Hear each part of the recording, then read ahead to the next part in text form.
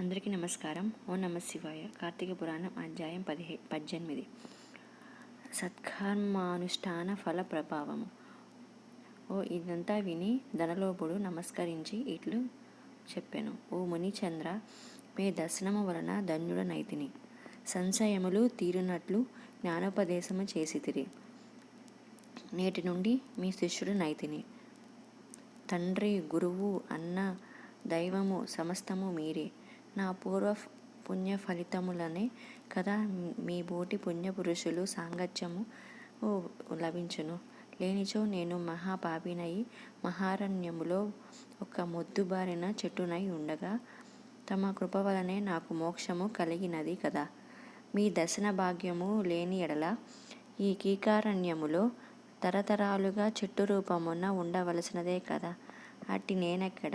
మీ దర్శన భాగ్యం ఎక్కడ? నాకు సద్గతి ఎక్కడ? పుణ్యఫల ప్రదాయమగు ఈ కార్తీక మాసం ఎక్కడ? పాపాత్మునగు నేనెక్కడ? ఈ విషయాలను యందు ప్రవేశించుటెక్కడ? ఇవి ఇన్నియను దైవమగు ఘటనలు తప్ప మరొకటి కాదు. కాన నన్ను తమ శిష్యునిగా పరిగ్రహించి సత్కర్మలను మానవుడెట్లు అనుసరించవలనో దాని ఫలమేమిటో వివరింపుడని ప్రార్థించెను. ఓ ధనలోభ, నీవడిగిన ప్రశ్నలు మంచివే. అవి అందరికీ ఉపకారమైనవే. కాన వివరించదను, శ్రద్ధగా ఆలకింపుము. ప్రతి మనుజుడును ఈ శరీరమే సుస్థిరమని నమ్మి జ్ఞానశూన్యుడనగుచున్నారు. ఈ భేదము శరీరమనకే గాని ఆత్మకు కాదు. ఆత్మజ్ఞానము కలుగుటయే సత్కర్మలు చేయవలెనని సకల శాస్త్రములు ఘోషించుచున్నవి. సత్కర్మనాచరించి వాటి ఫలము పరమేశ్వరార్పిత మునరించిన జ్ఞానము కలుగును. మానవుడే జాతి వాడో ఎటువంటి కర్మలు ఆచరించవలనో తెలుసుకొని అటువంటి ఆచరించవలను.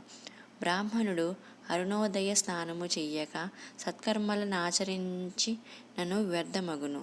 అటులనే కార్తీక మాసమందు సూర్యభగవానుడు తులారాశిలో ప్రవేశించుండగాను, వైశాఖ మాసంలో సూర్యుడు మేషరాశిలో ప్రవేశించుండగాను, మాఘమాసములో సూర్యుడు మకర రాశి అందుగాను, అనగా నీ 3 మాసములందయు తప్పక నదిలో ప్రాతకాలం స్నానము చేయువలెను.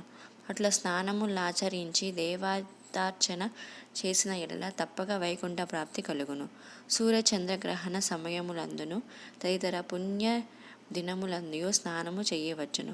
ప్రాతకాలమున స్నానము చేసిన మనుజుడు సంధ్యావందనం, సూర్య నమస్కారములు చేయవలను. అట్లు ఆచరించిన వాడు కర్మభ్రష్టుడగును.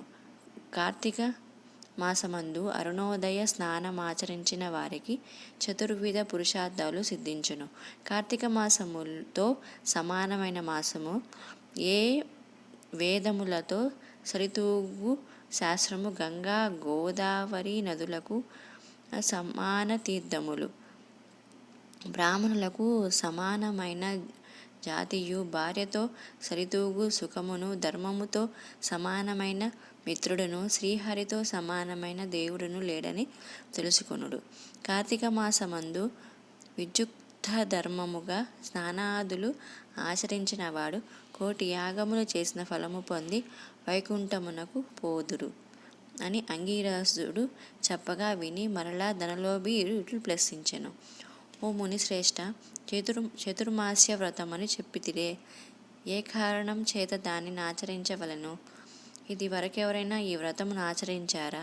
ఆ వ్రతము యొక్క ఫలితమేమి, విధానమేమిటి వివరింపమని అని కోరెను. అందులకు అంగీరసుడు ఇలా చెప్పెను. ఓయి వినుము. చాతుర్మాస్య వ్రతమనగా శ్రీ మహావిష్ణునకు మహాలక్ష్మితో ఆషాఢ శుద్ధ ఏకాదశి దినమున పాలసముద్రమున శేషుని పాన్పుపై శయనించి కార్తీక శుద్ధ ఏకాదశి నాడు నిద్ర నుండి లేచెను. ఆ 4 మాసములకే చాతుర్మాస్యమని పేరు. అనగా ఆషాఢ శుద్ధ ఏకాదశి, శయన ఏకాదశి అనియు, కార్తీక శుద్ధ ఏకాదశి, ఉద్దాన ఏకాదశి అనియు ఈ వ్రతములకు చాతుర్మాస్య వ్రతమని పేర్లు. ఈ 4 మాసాలలో శ్రీహరి ప్రీతి కొరకు స్నాన దాన జప తపాది సత్కార్యాలు చేసినచో పూర్ణ ఫలము కలుగును. ఈ సంగతి శ్రీ మహావిష్ణువు వలన తెలిసి కొంటిని కాన ఆ సంగతులు నీకు తెలియజేయుచున్నాను. త్రొల్లి కృతయుగంబున శ్రీ వైకుంఠమందు గరుడ గంధర్వాది దేవతల చేత వేదముల చేత సేవింపబడిచున్న శ్రీమన్నారాయణుడు లక్ష్మీదేవి సమేతుడై సింహాసనమున కూర్చుండియుండగా ఆ సమయమున నారద మహర్షి వచ్చి పద్మనేత్రుండును చతుర్బాహుండను కోటి సూర్య ప్రకాశమందును అగు శ్రీమన్నారాయణకు నమస్కరించి ముకులిత హస్తాలతో నిలబడి ఉండెను. అంత శ్రీహరి నారదునిగాంచి ఏమియూ తెలియని వాని వలె మందహాసముతో ఇట్లనెను. నారద, నీవు క్షేమమే కదా? త్రిలోక సంచారివైన నీకు తెలియని విషయాలు లేవు. మహామునులు సత్కర్మానుష్ఠానములు ఎట్టి విఘ్నములు లేక సాగుచున్నాయా? మానవులందరూ వారికి విధించబడిన ధర్మములనాచరించుచున్నారా? ప్రపంచమనే అరిష్టములు లేక ఉన్నవి కదా అని కుశల ప్రశ్నములు అడిగాను. అంత నారదుడు శ్రీహరికి లక్ష్మీదేవికి నమస్కరించి, ఓ దేవా, ఈ జగంబున నీ వెరుగని విషయము లేనియూ లేవు. అయినను నన్ను వచింపుమనుటచే విన్నవించుచుంటిని. ప్రపంచమున కొందరు మనుష్యులు మునులు కూడా తమకు విధించిన కర్మలను నిర్వర్తించుటలేదు. వారెట్లు విముక్తులగుదురో ఎరుగ లేకున్నాను. కొందరు భుజించకూడదనిన పదార్థములు భుజించుచున్నారు. కొందరు పుణ్య వ్రతములు చేయుచు అవి పూర్తిగా ఒక మధ్యలోనే మానేయుచున్నారు. కొందరు సదాచారులుగా మరికొందరు అహంకార సహితులుగా పరనింద పరాయణులుగా జీవించుచున్నారు. అట్టి వారిని సత్కృపతో పుణ్యాత్ములనోనర్చి రక్షింపుమని ప్రార్థించెను. జగన్నాటక సూత్రధారి అయిన శ్రీమన్నారాయణుడు కలవరపడి లక్ష్మీదేవితో గరుడ గంధర్వాది దేవతలతో వేల కొలది మహర్షులున్న భూలోకానికి వచ్చి ముసలి బ్రాహ్మణ రూపంతో ఒంటరిగా తిరుగుచుండెను. ప్రపంచమంతయు తన దయావల లోకమున వీక్షించి రక్షించుచున్న దామోదరుడు ప్రాణుల భక్తి శ్రద్ధలను పరీక్షించుండెను. పుణ్యక్షేత్రములు, పుణ్యనదులు, పుణ్యాశ్రములు తిరుగుచుండెను. ఆ విధముగా తిరుగుచున్న భగవంతుని గాంచి కొందరు ముసలివాడని ఎగతాళి చేయుచుండిరి. కొందరు ఈ ముసలివానితో మనకేమి పని అని ఊరుకుండిరి. కొందరు గర్విష్ఠులైరి. మరికొందరు కామార్తులై శ్రీహరిని కన్నెత్తినైనను చూడకుంటిరి.